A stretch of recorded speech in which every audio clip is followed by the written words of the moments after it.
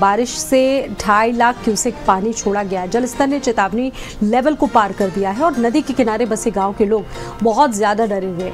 जलस्तर जितनी तेजी के साथ बढ़ रहा है, खेतों में तेजी के साथ कटान हो रही है। जहां जहां कटान आ चुकी है, खंड विभाग ने अभी तक कोई भी तैयारी इसको लेकर नहीं की है। तहसील सिरौली गौसपुर के सनावा गाँव का मामला है। जलस्तर बढ़ने से जो ग्रामीण हैं बहुत डरे हुए हैं और ऐसे में अब उनको धीरे धीरे पलायन का खतरा भी बढ़ने लगा है, क्योंकि जिस तरीके से तेजी से सरयू का जलस्तर बढ़ रहा है और अब ये लेवल चेतावनी बिंदु को भी पार कर चुका है। पानी बाढ़ जाए दिक्कत है हमको, तो बांध भर का भाग जरूरत है।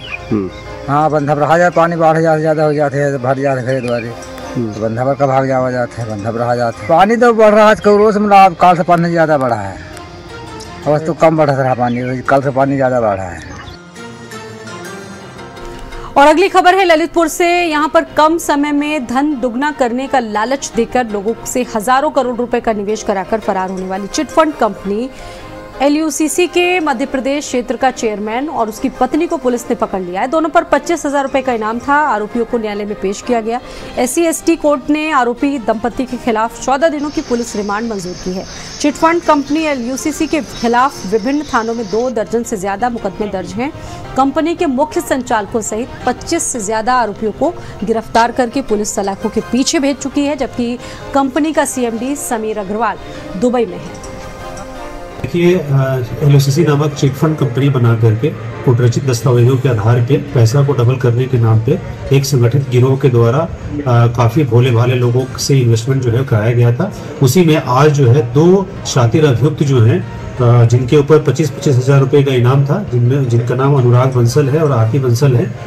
ये लोग मध्य प्रदेश के सिंगरौली के रहने वाले हैं। इनको आज अरेस्ट किया गया है और इनको अरेस्ट करके आज जेल जो है वो भेजा जा रहा है और इनसे पूछताछ में कई महत्वपूर्ण जो है और भी साक्ष्य मिले हैं, जिसके आधार पर विवेचनात्मक कार्रवाई जो है वो कराई जा रही है।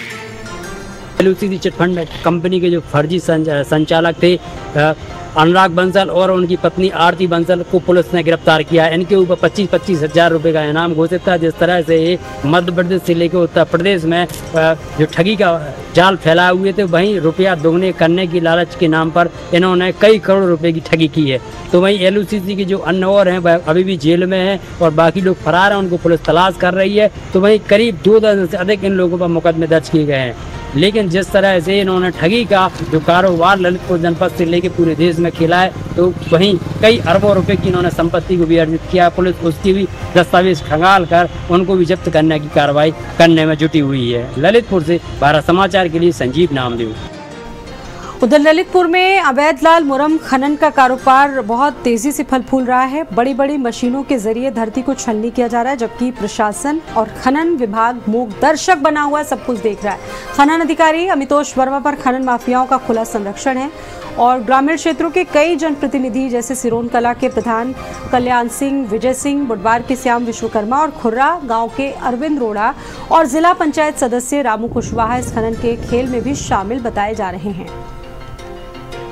ललितपुर जिले में लाल मुरम का खेल बड़े पैमाने पर खेला जा रहा है। जिस तरह आपको बता दें कि अवैध खनन से कई लाख डंपर मिट्टी यहाँ से उठाकर उसको बेचने का काम किया गया, तो वहीं पूरा संरक्षण जो खनन अधिकारी अमितोष वर्मा है वह खनन माफियाओं को दे रहे हैं। जिस तरह से यहाँ के जो जनप्रतिनिधि हैं, ग्राम प्रधान हैं, जिला पंचायत सदस्य हैं, वह ही अपने अपने क्षेत्रों में इन मिट्टी को उठाकर बेचने का काम कर रहे हैं, जिससे सरकार को करोड़ों अरबों रुपए का राजस्व की चोरी तो की जा रही है, साथ में जो मिट्टी है सरकारी ज़मीनों से उठाकर उनको बेचने का काम जिस तरह से किया जा रहा है। अब जिस तरह से प्रशासन जब सक्रिय हुआ है, तो जो भू माफिया हैं और जो खनन माफिया हैं, अब उनकी मुश्किलें बढ़ती नजर आ रही हैं। ललितपुर से भारत समाचार के लिए संजीव नामदेव। और अगली खबर है कानपुर से। ज्वेलर्स की दुकान में चोरी की वारदात सामने आई है। चोरी करते 2 चोर CCTV कैमरे में कैद हुए। लगभग 16 लाख रुपए की ज्वेलरी को पार कर लिया। मुंह पर कपड़ा बांधकर खंगाली गई दुकान। शिवराजपुर थाना क्षेत्र का पूरा मामला है। घटना का फुटेज भी सामने आ चुका है।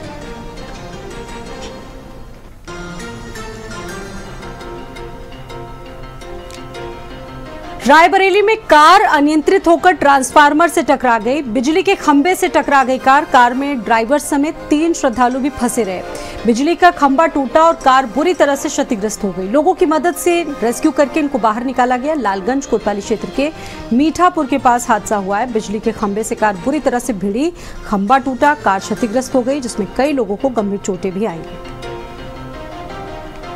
इधर से ले जाते रहे, तो जाके हम पहले टक्कर मारे छपरा दीवार में। हाँ, दीवार को जाके टक्कर को वैसी बात खंभा में बिजली वाले लाग जाए तो टूट गया वो भी।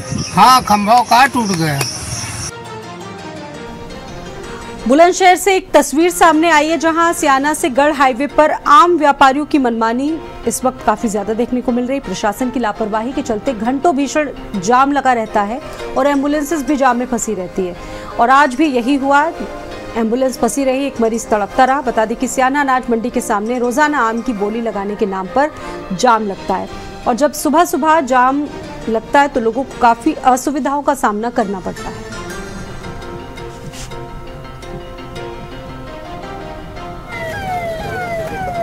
कन्नौज में दबंगों ने युवती को सरेआम बेरहमी से पीटा। खेत में घुसी थी दलित युवती की बकरियां। मामले का वीडियो सोशल मीडिया पर सामने आया है। पीड़िता ने छेड़खानी और कपड़े फाड़ने के आरोप लगाए हैं। थाने पहुंची पीड़िता ने पुलिस से शिकायत भी की। सौरिक थाना क्षेत्र के एक गांव का मामला है। हम बकरी चराने गए थे और उनकी माँ ने मुझे बकरी चली गई तो माँ ने डांटा और वो आके एकदम अचानक ऐसे बिंद गए। उनसे मैंने कहा क्यों बिंद गए, तो वो गलत निगाह से मुझे मारा, मेरा गला भी दबाया और कहने लगे तुझे गांव में रहने नहीं देंगे, तुझे मार देंगे, ज्यादा हाथ डरेगी तो। बुलंदशहर में खेत में युवक का शव बरामद हुआ है। बताया जा रहा है कि कल से गायब था ये व्यक्ति। शरीर पर गंभीर चोटों के निशान हैं। शव मिलने से सनसनी फैली। जहांगीराबाद क्षेत्र के गांव जटपुरा की वारदात है। खेत में अज्ञात युवक का शव मिला है। कल से ये व्यक्ति गायब था, हालांकि अब शिनाख्त हो चुकी है। बुलंदशहर का ये मामला है। दिनांक 30 जून को रात्रि 8 बजे थाना जंगीराबाद पर सूचना प्राप्त हुई कि थाना क्षेत्र के ग्राम खालौर में गन्ने के खेत में एक 25 वर्षीय युवक कपिल का शव पड़ा हुआ है। सूचना पर तत्काल थाना जंगीराबाद पुलिस क्षेत्राधिकारी अनूप सहर एवं फील्ड यूनिट के द्वारा मौके पर पहुंचकर जांच पड़ताल प्रारंभ की गई। शव को कब्जे में लेकर पंचायतनामा एवं पोस्टमार्टम की कार्रवाई कराई जा रही है। परिजनों से तहरीर प्राप्त कर सुसंगत धाराओं में अभियोग पंजीकृत करते हुए अग्रिम विधिक कार्रवाई की जा रही है। सहारनपुर में सदर तहसील में उस वक्त हलचल मच गई जब महज 2 फीट कद के 32 वर्षीय सलीम अपनी शिकायत को लेकर पहुंचा। भीड़ जमा हो गई, पर सलीम की परेशानी किसी तमाशे से कहीं ज्यादा गंभीर थी। थाना चिलकाना क्षेत्र के गांव गयाजो तीनपुर निवासी सलीम का आरोप है कि दबंगों ने उसके घर के सामने बनी सरकारी नाली को जबरन बंद कर दिया है। विरोध करने पर उसके घर पर पत्थरबाजी हुई, जिसमें उसकी मां जख्मी हो गई। अब पानी भी बंद कर दिया गया है, जिससे जीवन काफी मुश्किल हो गया है। 2 महीने से वो अधिकारियों के चक्कर काट रहा है, लेकिन अधिकारी सुनते नहीं हैं। सलीम का ये भी कहना है कि अगर उसको न्याय नहीं मिला तो वो मुख्यमंत्री योगी आदित्यनाथ से भी मुलाकात करेंगे। मामला ये है, ये एसडीएम साहब के पास हम इस वजह से आए। हमने डीएम साहब से भी एप्लीकेशन दी थी, एसडीएम साहब से भी दी थी। एक तो नाली सरकारी नाली है, सरकारी सीमत है। सर साहब लोग का पैसा 2 बार लग चुका है उस मामले पे। उसी के ऊपर मेरा घर है। उन लोगों ने पहले 2016 में ये दरवाजा बंद कर दिया था मेरी दुकान का। तो इससे 4-5वां एसडीएम जो था यहाँ पहले, उन्होंने मौका मैंने किया था और मेरी दुकान का दरवाजा उन्होंने जाके मौके पे खुलवाया था। वे हैं अपराधी किस्म के लोग और अब उन्होंने मेरी नाली का पानी बंद कर दिया, जिसकी वीडियो मेरे पास संलग्न है। दोनों में जाति के शेख हैं, एक अमजद है, नौशाद है, ये कम से कम 12-13 लोग हैं। तो क्या हुआ? कार्रवाई नहीं हुई लगातार? कार्रवाई अभी नहीं हुई। बांदा में पुलिस चौकी से महज कुछ ही दूरी पर 2 नशेड़ी आपस में भिड़ गए। दोनों ने एक दूसरे को जमकर लात घूंसों से मारा पीटा। मारपीट का वीडियो वायरल है। मारपीट को तमाशबीन लोग देखते रहे। राहगीर इस पूरी घटना को देखते रहे, वीडियो बनाया। शहर कोतवाली के बनखड़ी नाका चौकी के पास का पूरा मामला है।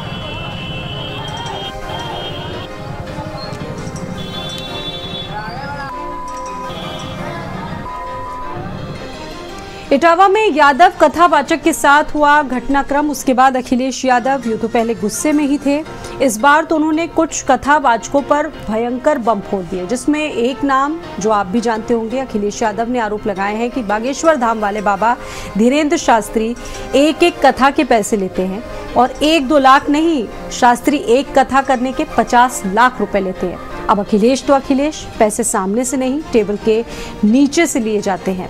अब अखिलेश यादव का बयान इतना ज्यादा घातक है तो सोचिए इसकी जो प्रतिक्रिया है वो कितनी घातक होगी।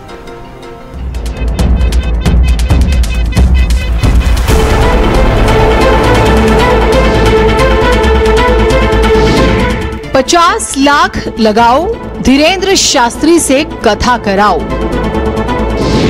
यादव कथावाचकों पर वार, कुछ लोग चमका रहे अपना व्यापार। इटावा कांड से गुस्से में अखिलेश, क्या देश भर में छिड़ेगा नया कलेश।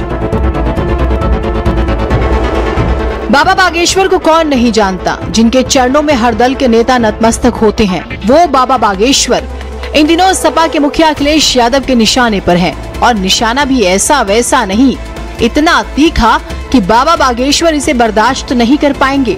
अब पूरी खबर को समझिए। इटावा में यादव कथावाचकों के साथ जिस तरह से व्यवहार हुआ, उसके बाद पूरे सोशल मीडिया और तो और सियासी गलियारों में जाति पर भयंकर बवाल शुरू हो गया। चारों तरफ कुछ जाति विशेष के लोगों के साथ भेदभाव की बातें की जाने लगी। हुआ ये कि सपा के मुखिया अखिलेश यादव भी इस जंग में कूद पड़े और बागेश्वर धाम वाले बाबा पर भयंकर तरीके से सवाल उठा दिए, उन्हें लपेटे में ले लिया। मतलब यूपी का बवाल एमपी तक चला गया। इटावा में कथावाचकों के साथ बदसलूकी मामले में अब अखिलेश यादव के निशाने पर बाबा बागेश्वर धाम के पंडित धीरेन्द्र शास्त्री आ गए। अखिलेश यादव ने पंडित धीरेन्द्र शास्त्री पर मोटी रकम लेकर कथा बांटने का आरोप लगा दिया, और रकम भी 1-2 लाख नहीं बल्कि 50 लाख रुपए। अखिलेश कहते हैं कि कई कथावाचक हैं जो 50 लाख रुपए लेते हैं। किसी की हैसियत है कि धीरेन्द्र शास्त्री को कथा के लिए अपने घर बुला ले, अंडर टेबल लेगा वो बाबा पैसे। आप पता करवा लीजिए, धीरेन्द्र शास्त्री पैसे नहीं लेते हैं क्या? कथा बांटने की उनकी कितनी कीमत होगी? जिस परिवार को कथा करानी थी उन पे इतना संसाधन पैसा नहीं था कि लाखों रुपए वाले कथावाचक बुला लें, क्योंकि कई कथावाचक हैं जो 50 लाख रुपए लेते हैं। कोई किसी की हैसियत है कि धीरेन्द्र शास्त्री को बुला ले अपने घर कथा के लिए? कोई अंडर टेबल लेगा वो बाबा पैसे? आप पता करवा लीजिए, अंडर टेबल नहीं लेते हैं वो धीरेन्द्र शास्त्री। क्या कथा बांटने की पता कितनी कीमत होगी उनकी, फ्री तो नहीं। अखिलेश यादव के बयान पर बवाल होना था सो हुआ। जब तक हम इस रिपोर्ट को लिख रहे हैं तब तक धीरेन्द्र शास्त्री की कोई प्रतिक्रिया नहीं आई है, लेकिन यूपी सरकार में मंत्री दिनेश प्रताप सिंह ने जरूर जवाब दिया। कहते हैं अखिलेश यादव की नजर का प्रश्न है कि वो दक्षिणा किस रूप में देखते हैं। ब्राह्मण से पूजा कराना, उन्हें दक्षिणा देना परंपरा है और हम इसका सम्मान करते हैं।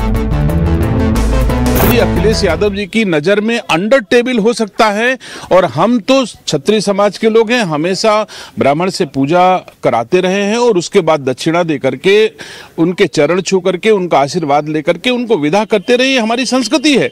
तो दक्षिणा को अब किस रूप में अखिलेश यादव जी देखते हैं, मैं ये मानता हूं कि जब भी कोई पूजा कराई जाए, जब भी कोई कथा सुनी जाए, कथावाचक को या पूजा करने वाले पंडित जी को दक्षिणा बिना दिए वो कथा अथवा वो पूजा सार्थक नहीं होती। ऐसी मान्यता हमारे समाज में, हम ऐसा करते आए, करते रहेंगे। अब विवाद का मूल कारण समझिए। इटावा जिले के दादरपुर गांव में 21 जून को कथावाचक मुकुटमणि यादव और उनके सहयोगी संत कुमार यादव के साथ कथित तौर पर मारपीट और बदसलूकी की गई। आरोप लगा कि ब्राह्मण समुदाय के कुछ लोगों ने उनकी चोटी काट दी, सिर मुंडवा दिया और जाति सूचक टिप्पणियां की। इस घटना का वीडियो वायरल होने के बाद सपा के मुखिया अखिलेश यादव ने पीड़ित कथावाचकों का समर्थन किया। उन्हें सपा कार्यालय बुलाया, सम्मानित किया, 51,000 रुपए की आर्थिक मदद की और एक नया हारमोनियम भेंट किया।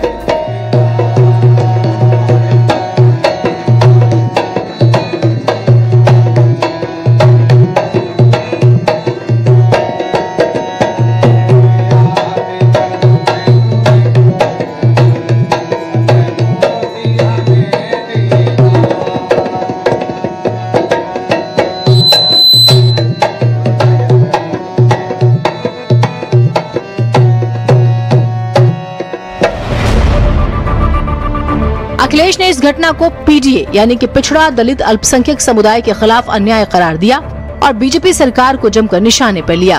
कहा, कुछ वर्चस्ववादी लोग कथावाचन में अपना एकाधिकार बनाए रखना चाहते हैं और इसे व्यवसाय बना लिया। अगर सच्चे भक्तों को कथा करने से रोका जाएगा तो ये समाज में अन्याय को बढ़ावा देगा। अखिलेश के आरोपों के बाद कुछ सवाल हैं। सवाल, अखिलेश के बयान में कितनी सच्चाई? क्या कथावाचन पर किसी खास धर्म का एकाधिकार है?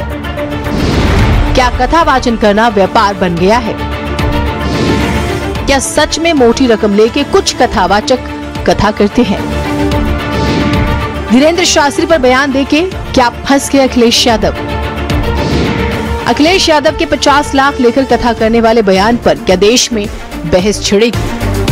भाजपा को लगता है कि भागवत या कोई कथा कहने पर एक वर्ग विशेष का ही अधिकार है, तो फिर वो इसके लिए भी कानून बना करके दिखा दें। कई बार कई कानून के लिए बहुत दावा करते हैं लोग, तो इसके लिए भी कानून बना लें कि इसके अलावा कोई कथा वाचन नहीं कर सकता। जिस दिन पीडीएस समाज ने अपनी कथा अलग से कहने शुरू कर दी, उस दिन इन परंपरागत शक्तियों का साम्राज्य ढह जाएगा। और मैं तो एक ही बात कहूंगा, भाजपा जाए तो हम सबको चैन आएगा। भारत देश की सियासत को जो लोग बहुत ध्यान से देखते हैं वो ये जानते हैं कि जिन नेताओं को जनता सिर आंखों पर बिठाती है, वही नेता जाकर किसी बाबा के चरणों में नतमस्तक हो जाते हैं। माना जाता है कि जो नेता ऐसा नहीं करता उसे नुकसान होता है। अब सवाल ये है कि क्या अखिलेश यादव ने बाबा बागेश्वर पर बयान देके अपना नुकसान करवा लिया, या फिर दूसरा पहलू ये है कि उनके बयान से कथावाचकों को मिलने वाले पैसों पर देश में बहस शुरू हो जाएगी। ब्यूरो रिपोर्ट, भारत समाचार।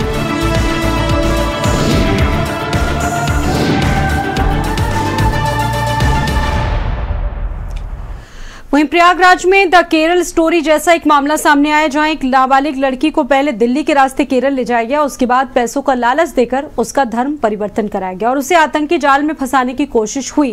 किसी तरह से ये लड़की अपनी जान बचाकर भागी और पुलिस ने उसको सकुशल वापस प्रयागराज भेजा। देखिए रिपोर्ट।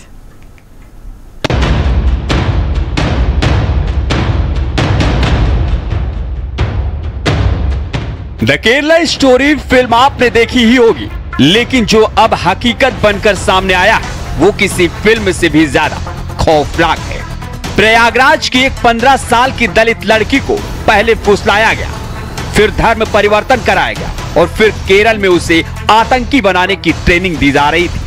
लेकिन वक्त रहते साजिश का पर्दाफाश हो गया। प्रयागराज में केरल वाली साजिश। यूपी टू केरल धर्म परिवर्तन का नेटवर्क पहला फुसलाकर केरल ले जाएंगे, धर्म परिवर्तन करवाकर आतंकी बनाएंगे। प्रयागराज की गलियों में खेलती एक 15 साल की दलित लड़की, जिसे क्या पता था कि उसकी मासूम सी दोस्ती एक दिन उसे जिहादी साजिश की गहराइयों में धकेल देगी। 19 साल की मुस्लिम युवती दरकशा बानो ने उसे बड़ी बहन जैसा अपनाया, भरोसे की चादर उड़ाई, मोहब्बत के मुखौटे में उसने जिहादी साजिश रची और अपने साथी मोहम्मद कैफ से मिलवाया। कैफ ने हिंदू लड़की से प्यार का दिखावा किया और धीरे धीरे अपने जाल में उसे फंसाता रहा। कन्हई कोटेदार की लड़की की शादी थी, 8 मई को यह शादी में गई थी हमारी लड़की, और वहाँ दरस्सा भी गई थी, फूलपुर ले गई बहका करके। वहां से जहाँ कैफ नाम के लड़का था, गाड़ी लेके खड़ा था, वहां जबरदस्ती बैठा करके लेके भाग गया इलाहाबाद। और उसके बाद पैसा के लालच में ले गई। उसके बाद वहां कहे चलो तुम वो इस्लामिया बनाएंगे, वहां पैसा भी मिलेगा। लेके गए तो वहां से कैब ने जहाँ टिकट कटवा करके केरल के लिए बैठा दिया गाड़ी पे, और कैब ने वापस चलाया, वो केरल चली गई। वहाँ आतंकबाजियों के कमरा था। हमारी लड़की चंगुल से लेकर करके वो स्टेशन भाग गई। उन्हें टिकट कटाया दरस्ता ने, उसके बाद ले गई दिल्ली पहुंच गई। दिल्ली से केरला गई। केरला से हमारे लगे फोन आया था, वो बोली कि अम्मी हमको पकड़ा है और छुड़ा लो। तो आए, हम पुलिस की इतला दिए थे, पुलिस ने छुड़ा के ले आया हमारी लड़की को। दरकशा बानो ने नाबालिग को बहलाया फुसलाया। साथ ही मोहम्मद कैफ से मिलवाया। कैफ ने लड़की को प्रयागराज स्टेशन पहुंचाया। दिल्ली के रास्ते नाबालिग को ले गए केरल। पैसे का लालच देकर धर्म परिवर्तन करवाया। लड़की पर जिहाद का दबाव बनाया। लड़की का ब्रेन वॉश, आतंकी बनाने की साजिश। केरल में आतंकी जिहाद का फैला हुआ नेटवर्क। केरल में लड़की को एक अजनबी जगह ले जाकर जबरन धर्म परिवर्तन कराया गया। फिर उसे कहा गया कि अब तुम्हें जिहाद के लिए तैयार होना है, देश के खिलाफ हथियार उठाना है। वो कांप उठी, डरी, लेकिन टूटी नहीं। वो वहां से भागी और केरल के एक रेलवे स्टेशन पर पहुंची, जहां स्थानीय पुलिस ने उसे देखा और उसके परिजनों को सूचना दी। बाद में फूलपुर पुलिस की सहायता से लड़की को सुरक्षित वापस प्रयागराज लाया गया। बच्ची से जो बयान लिए गए, सबसे पहले क्योंकि काफी ट्रॉमेटिक इंसिडेंट उसके साथ में रहा, तो पहले उसको काउंसिल करके काउंसिल किया गया और उससे जो जानकारी जुटाई गई या अन्य आदमियों के माध्यम से, व्यक्तियों के माध्यम से जो बातचीत हुई, तो उसको वहां पे जाकर के जो लगा उनकी गतिविधियों से कि वो एंटी नेशनल एक्टिविटीज में ये गैंग इन्वॉल्व, जिसके पश्चात वहां तो किसी तरह से वहां से छूट करके वहां से भागी। अब आपको ग्राफिक्स के जरिए बताते हैं यूपी में लव जिहाद और धर्म परिवर्तन के आंकड़े। 2021-2023 में लव जिहाद धर्म परिवर्तन के 427 मामले दर्ज, कुल 833 लोगों की गिरफ्तारी। प्रयागराज में 121 मामले सामने आए। बरेली में दर्ज हुए 86 केस। 65 मामले नाबालिग लड़कियों से जुड़े। 125 मामलों में जबरन धर्मांतरण। मामले में फूलपुर थाने में दरकशाबानो मोहम्मद कैफ, फोन पर धमकाने वाले अज्ञात व्यक्ति के खिलाफ मुकदमा दर्ज किया गया है। पुलिस ने दरकशाबानो और मोहम्मद कैफ को गिरफ्तार कर लिया है और मामले में विधिक कार्रवाई कर रही है। ये कोई फिल्म नहीं, हकीकत है, जहां मासूमियत को निशाना बनाया जा रहा है और प्यार के नाम पर साजिश रची जा रही है। प्रयागराज से केरल तक फैला यह जिहादी जाल बताता है कि हमें सतर्क रहने की कितनी जरूरत है। स्पेशल डेस्क, भारत समाचार। फूलपुर का इलाका फिर से एक बार सुर्खियों में आ गया है।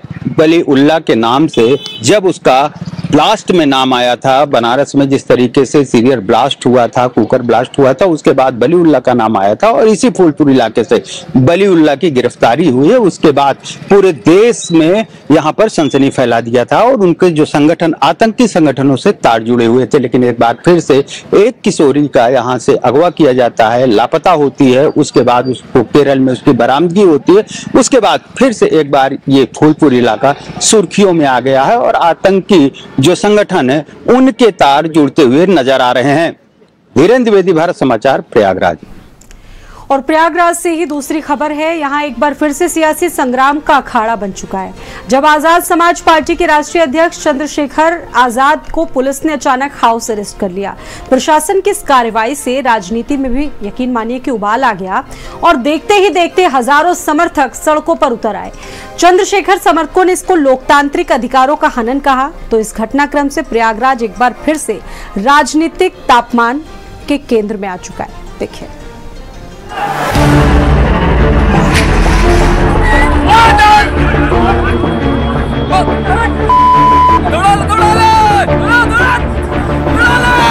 प्रयागराज एक बार फिर सियासी संग्राम का अखाड़ा बन गया जब आजाद समाज पार्टी के राष्ट्रीय अध्यक्ष चंद्रशेखर आजाद को पुलिस ने अचानक हाउस अरेस्ट कर लिया। वो कौशाम्बी और करछना में हिंसक घटनाओं के पीड़ित परिवारों से मिलने जा रहे थे। ये कार्रवाई केवल राजनीति में उबाल ही नहीं लाई, बल्कि एक चिंगारी बनी जिसने देखते ही देखते हजारों समर्थकों को सड़कों पर ला खड़ा कर दिया। उनके पास पुलिस एडमिनिस्ट्रेशन है, लाठी डंडे हैं, गोलियां, रोक लेंगे क्या? मुझे पार्लियामेंट में भी इस आवाज को उठाने से रोक देंगे क्या? मुझे सड़क पे इस लड़ाई को लड़ने में क्या सिर्फ कौशाम्बी की लड़ाई प्रयागराज में लड़ी जा सकती है? लखनऊ में भी लड़ी जा सकती है। आप यहाँ रोकोगे तो हम जिस तरह से हमने 10 तारीख को लखनऊ में पहले एक आंदोलन किया था, इस बार फिर करेंगे। ये सुना आपने उस भयावह तस्वीर से ठीक पहले का बयान। इसके बाद हाउस अरेस्ट की खबर फैलते ही चंद्रशेखर के करीब 5000 समर्थकों ने जबरदस्त प्रदर्शन शुरू कर दिया। पुलिस की गाड़ियों और सरकारी बसों पर पथराव हुआ।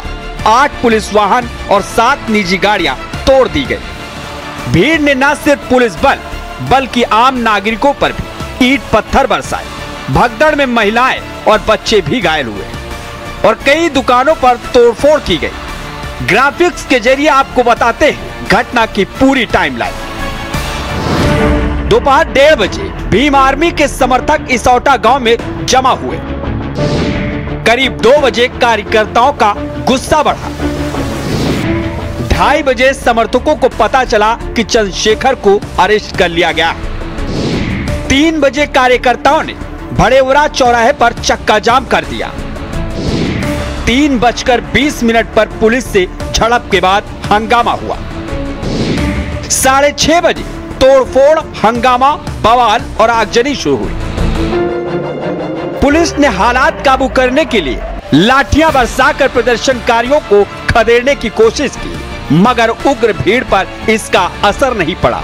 करीब 5 घंटे तक चले इस बवाल को भारी मशक्कत के बाद पुलिस ने नियंत्रित किया। वहीं इस हिंसा, आगजनी और तोड़फोड़ को लेकर 54 लोग गिरफ्तार किए जा चुके हैं। 550 अज्ञात लोगों के खिलाफ FIR दर्ज की गई।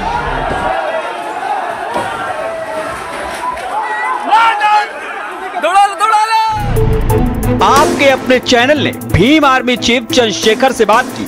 उन्होंने पुलिस पर ही गंभीर सवाल खड़े कर दिए। वो बोले कि पुलिस ने उन्हें पीड़ित परिवार से मिलने से रोका और नहीं रुके तो लाठी पत्थर बरसाना शुरू कर दिया। इस कार्रवाई ने न सिर्फ राजनीति में उबाल ही नहीं पैदा किया, बल्कि एक चिंगारी बन गई, जिसने देखते ही देखते हजारों समर्थकों को सड़कों पर ला खड़ा कर दिया। और अब ये मामला महज सड़कों की हिंसा नहीं, बल्कि एक गहरी राजनीतिक चुनौती बनती जा रही है। पुलिस ने हमारे साथ छल किया। हमें कहा कि आप हमारे साथ गेस्ट हाउस चलो, हम व्यवस्था करवा के परिवार से मिलाएंगे। और फिर वहां जाके ना परिवार से मिलने के लिए मुझे जाने दिया गया, ना परिवार को वहां बुलाया। मुझे ऐसा लगता है ये एक साजिश की गई है, ये मिलीजुली साजिश है लोगों को बदनाम करने के लिए, हमारे पार्टी संगठनों को बदनाम करने के लिए कि इस घटना की CBI जांच होनी चाहिए। CBI जांच हो, दूध का दूध और पानी का पानी हो जाए। ये सब की घटना कितने की, कौन इसमें आरोपी है, किस तरह की साजिश थी, सबकी जांच हो जाए। एक ही घर में 2 साल के अंदर 2 एक जैसी दर्दनाक मौतें, और वो भी एक ही तारीख को 29 जून सोनभद्र में एक 1.5 साल की मासूम बच्ची प्रिया खौलते छोले के बर्तन में जा गिरी और उसकी जान चली गई। इससे ठीक 2 साल पहले भी इसी दिन उसकी बड़ी बहन भी गर्म दाल में गिरकर उसकी मौत हुई थी। क्या ये इत्तेफाक है या कोई दैवीय संकेत? देखिए दर्दनाक रिपोर्ट। तारीख 29 जून 2025। घटना, गर्म छोले के बर्तन में गिरी बच्ची। अंजाम, बुरी तरह झुलसकर मौत। घर का आंगन था, गर्मी की दोपहर थी और एक 1.5 साल की बच्ची आंगन में खेल रही थी। माँ रसोई में छोले पका रही थी। पास ही लोहे का भारी बर्तन रखा था, उबलते छोले खौल रहे थे और मासूम प्रिया न जाने किस खेल में मगन थी। लेकिन किसे पता था कि इस खेल का अंत इतना खौफनाक होगा। एक पल में संतुलन बिगड़ा और प्रिया सीधे खौलते छोले के बर्तन में जा गिरी। चीख की ऐसी आवाज निकली कि जैसे पूरे घर ने सन्नाटे की चादर ओढ़ दी।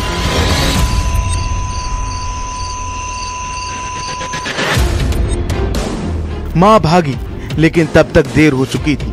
प्रिया का शरीर बुरी तरह से झुलस चुका था और अस्पताल ले जाते ही दर्द से छटपटाती बच्ची आखिरकार जिंदगी से जंग हार गई। अब आपको ले चलते हैं ठीक 2 साल पहले, इसी दिन, इसी तारीख में, जब प्रिया की एक और बहन भी गर्म दाल की कढ़ाई में गिरी थी और झुलसकर उसकी भी दर्दनाक मौत हो गई थी। वो तारीख थी 29 जून 2023। घटना, गर्म दाल के बर्तन में गिरी बच्ची। अंजाम, बुरी तरह झुलसकर मौत।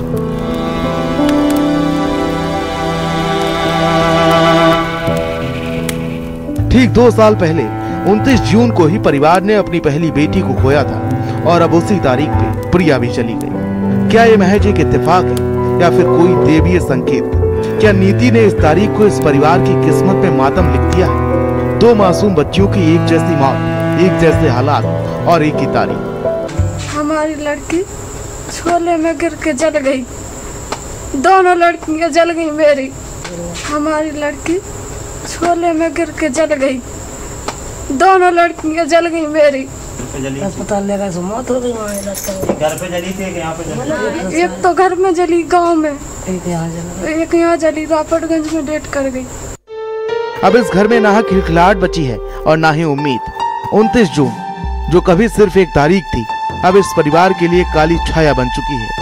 एक जैसे हादसों में दो बेटियों की मौत, वो भी ठीक 1 साल के अंतर में, सवाल छोड़ गई है कि क्या ये किसी अनदेखी ताकत का इशारा है या महज इत्तेफाक। स्पेशल डेस्क, भारत समाचार।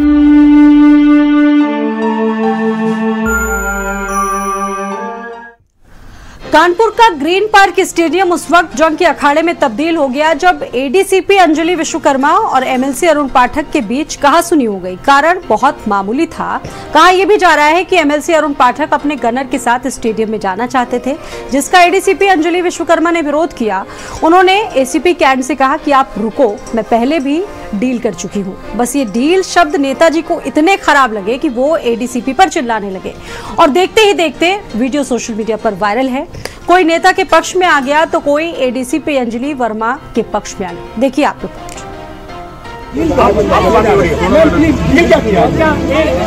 अरे डील क्या किया है? मैं डील पूछ रहा हूँ, आपने मुझसे कहा कि आपने डील बताइए ना मैम।